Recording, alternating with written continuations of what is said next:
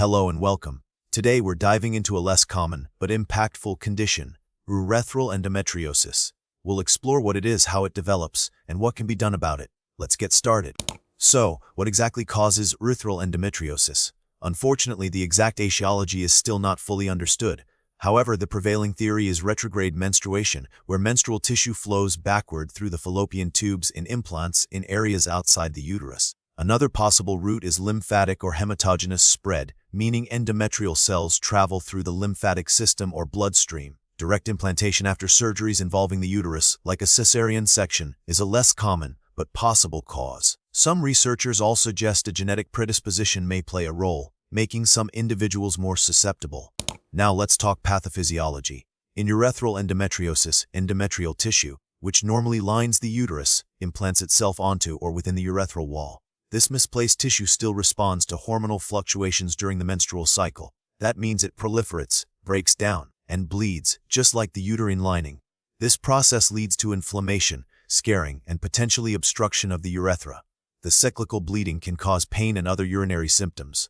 Over time, the inflammation and scarring can lead to structural changes in the urethra, further contributing to urinary issues.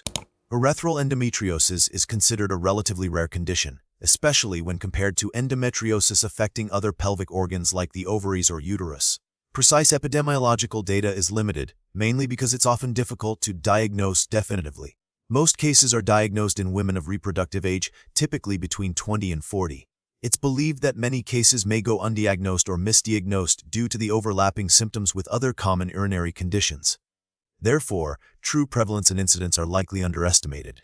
What are the signs and symptoms to watch out for? The symptoms of urethral endometriosis can vary, depending on the location and extent of the endometrial implants. Common symptoms include cyclical dysuria, which is painful urination that worsens during menstruation. Hematuria, or blood in the urine, is another possible symptom, also often cyclical. Other symptoms can include urinary frequency, urgency, difficulty initiating urination, a weak urine stream, and lower abdominal or pelvic pain.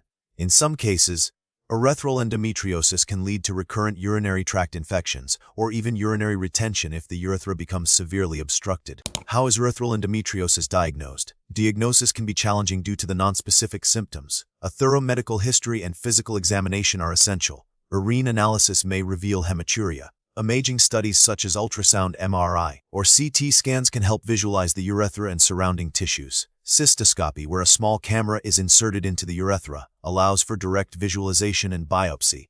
A biopsy, where a small tissue sample is taken and examined under a microscope, is the gold standard for confirming the diagnosis of endometriosis. Urethral endometriosis isn't typically classified into distinct types like some other forms of endometriosis.